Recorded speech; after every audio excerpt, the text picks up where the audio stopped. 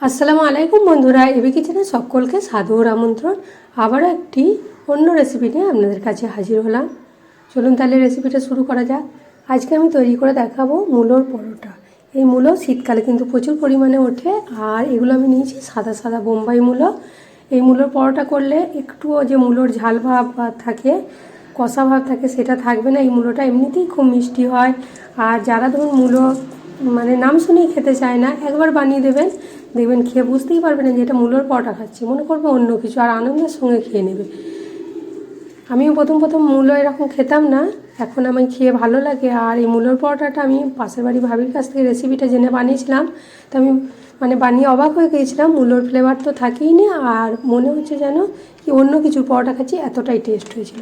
তো এখানে আমি সাদা যে বোম্বাই মূলো হয় সেই মূলো 3টে নিয়েছি, নিয়ে শাকগুলোকে ফেলে দিলাম। এবারে শাকগুলোকে ভেজে নিলেও হবে, শাকগুলোকে আমি আর এখানে ব্যবহার করছি না। তার আগে আটাটা মেখে নিচ্ছি। আটাটাকে নুন দিলাম আর একটু জোয়ানকে হাতে করে এইভাবে ঘষে নিচ্ছি, নিয়ে দিয়ে দিচ্ছি।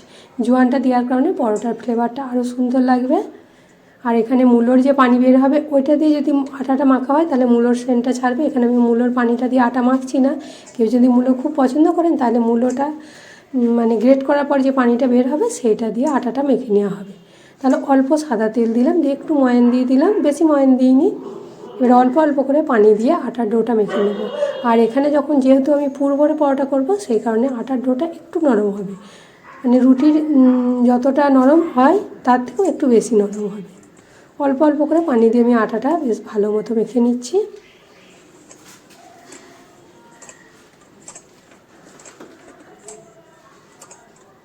আটাটা আমার ভালো মতো মাখা হয়ে গেছে। এবারে আমি এটাকে ঢাকা দিয়ে রেখে দেব।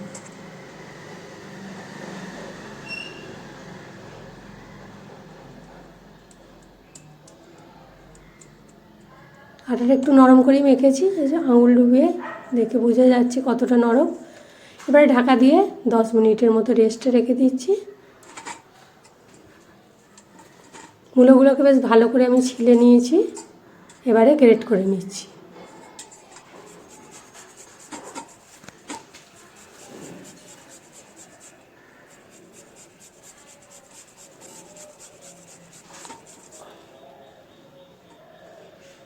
মিহি গ্রেটারের দিকে গ্রেট করেছি। কেউ যদি মোটা মোটা পছন্দ করেন মূলোটা, তাহলে মোটা গ্রেটারের দিকে গ্রেট করলেও হবে। আমি এমনভাবে করবো এটা মূলোর ফ্লেভারটা থাকবেই না। যারা মূলোর ফ্লেভার পছন্দ করেন তারা এই গ্রেট করার পরে পানিটা বের করে দেওয়ার, আমি এটা কড়াইয়ে রান্না করে করব। রান্না না করে কাঁচা মূলোটা পরোটার সঙ্গে পুর ভরে দিলে তাহলে মূলোর ফ্লেভারটা থাকবে। আর বললাম যে এই মূলোর চটকে যে পানিটা বের হবে, অনেকটা পানি বের হবে, সেটা দিয়ে যদি আটাটা মাখেন তাহলে তো মূলোর ফ্লেভারটা খুবই ভালো হবে।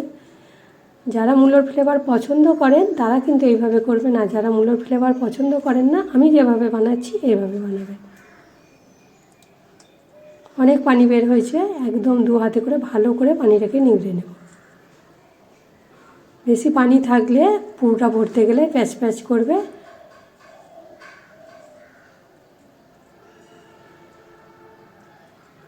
এটা যদি একটা সাদা কাপড় থাকে, কাপড়ে করে নিংড়েও নিলে হবে ভালো করে। আমি হাতে করেই নিলাম। অনেকটা পানি বের হয়েছে, এই পানিটা ফেলে দেবো। আর বললাম তো, যদি কেউ মূলোর ফ্লেভার পছন্দ করেন এই পানিটা দিয়ে আটা মেখে নিলে মূলোর ফ্লেভারটা ভালো থাকবে। তা কড়াই একটু সাদা তেল দিয়েছি 2 চামচের মতো, আর গোটা জিরে ফোড়ন দিলাম, কাঁচা লঙ্কা কোচানো দিলাম। এগুলো একটু ভাজা ভাজা হয়ে গেল। এবার আমি মূলোটাকে দিয়ে ভেজে নিচ্ছি।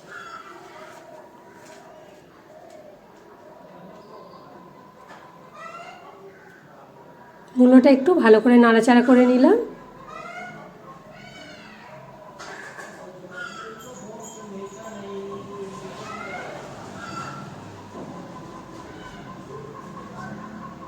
এবারে এখানে আমি 1 ইঞ্চির মতো আদা নিয়েছি, আদাটাকে গ্রেট করে নেব।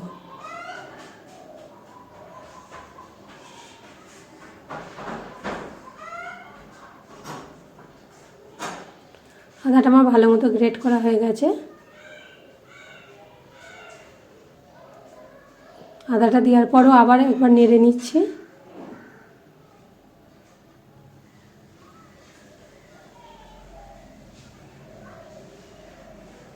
এবারে লবণ দিলাম পরিমাণ মতো, হলুদ দিচ্ছি,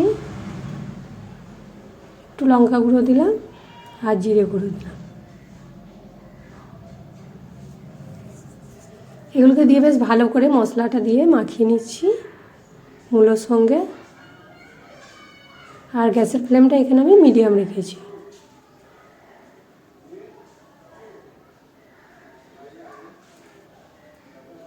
এবারে নামাবার একটু আগে দিলাম গোলমরিচ গুঁড়ো আর আমচুর পাউডার। আমচুর পাউডার না থাকলে না দিতেও পারেন, আর গোলমরিচ গুঁড়োও না থাকলে না দিতে পারেন, এতেই এমনিতে খেতে টেস্ট হবে। আর সবশেষে ধনেপাতা দিয়ে নামিয়ে নিচ্ছি।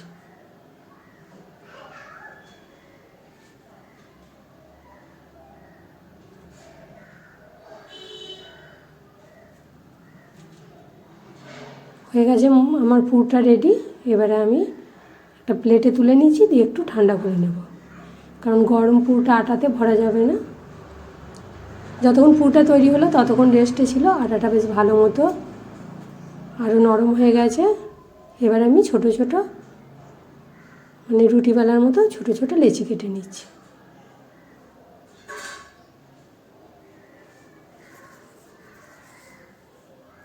লেচি কাটা হয়ে গেছে, এবার আমি পুরটা ভরবো। পুরটাও আমার ঠান্ডা হয়ে গেছে।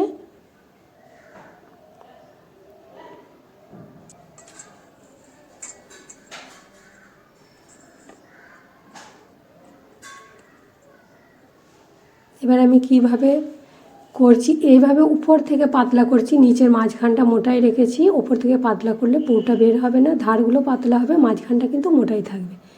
আমি হাতে করে দেখাচ্ছি কিভাবে পাতলা করছি। উপরটা শুধু একটা বাটির মতো করছি, আর তলাটা কিন্তু মোটা আছে, না হলে বেলতে গেলে পুরটা বেরিয়ে যাবে। এখানে আমি 2 চামচ পুর ভরছি।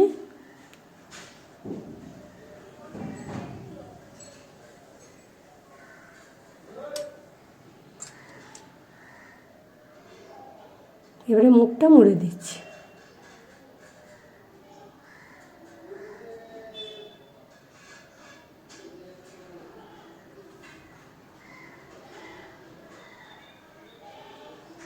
এভাবে একটা পুর ভরা আমার হয়ে গেল।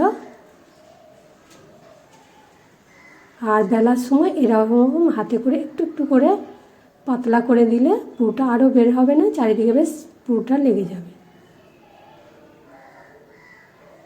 প্রত্যেকটা পরোটার এতেতে পুর ভরা হয়ে গেছে আমার।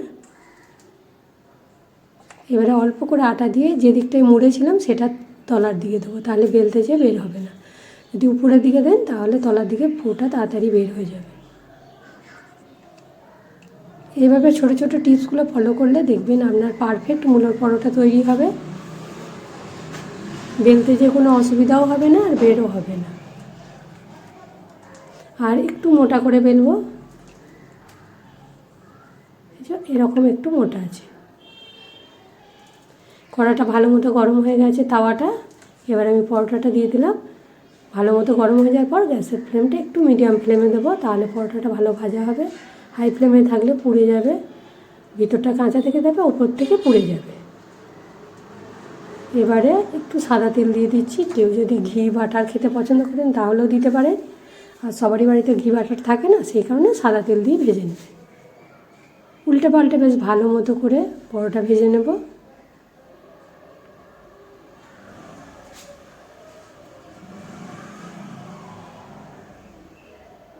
দেখতে পেলেন তো বন্ধুরা, কত সহজেই আমার লাল লাল মূলোর পরোটা হয়ে গেল। আর এমনভাবে বানালাম, মূলোর তো ফ্লেভার থাকবে না। যদি কেউ মূলোর ফ্লেভার পছন্দ করেন তাহলে যেভাবে বললাম ওইভাবে বানাবেন। আর এখানে আমি খেজুর গুড় দিয়ে খাচ্ছি, কারণ লঙ্কা দিয়েছি, ঝাল ঝাল মূলোর পরোটা হয়েছে। যদি কেউ দইয়ের মানে চাটনি, সস, আরও ধনেপাতা আর পুদিনার যে চাটনি হয় সেই দিয়ে পছন্দ করেন তাহলে খাবেন। আমাকে তো গুড় দিয়েই খুব ভালো লাগে, আর আমাদের বাড়িতে সব গুড় দিয়েই খেয়েছে। এতটাই টেস্ট হয়েছিল কি বলবো, নরম। পরের দিন পর্যন্ত এই পরোটা কিন্তু নরম ছিল। আর একটু ছিঁড়ে দেখাচ্ছি কতটা নরম, আর পুরটা ভেতরে চারিদিকে কত সুন্দরভাবে ছড়িয়েছে। তাহলে এখন বাজারে প্রচুর মূলো পাওয়া যাচ্ছে। এইভাবে একবার বানিয়ে বাড়ির সবাইকে খাওয়ান, দেখবেন বারবার খেতে চাইবে। এই মূলোর পরোটা এতটাই টেস্ট হয়। আর যে মূলো পছন্দ করে না তাকেও একবার খাইয়ে দেবেন, সে তো ধরতেই পারবে না যে এটা মূলোর পরোটা হয়েছে। এতটাই এই মানে পুরোটা টেস্ট হয় আর খেতে সুন্দর হয়, সে বারবার খেতে চাইবে। তাহলে ঝটপট আমার রেসিপিটা দেখে একবার বানিয়ে নিন। ভালো লাগলে ভিডিওতে একটা লাইক দেন, বন্ধুবান্ধবদের সঙ্গে বেশি করে শেয়ার করুন, আর কমেন্ট করে জানাবেন কেমন লেগেছে। নতুন বন্ধু হলে অবশ্যই আমার চ্যানেলটা সাবস্ক্রাইব করার অনুরোধ রইল। আজ এই পর্যন্ত, আবার অন্য রেসিপি নিয়ে হাজির হব। খোদা হাফেজ।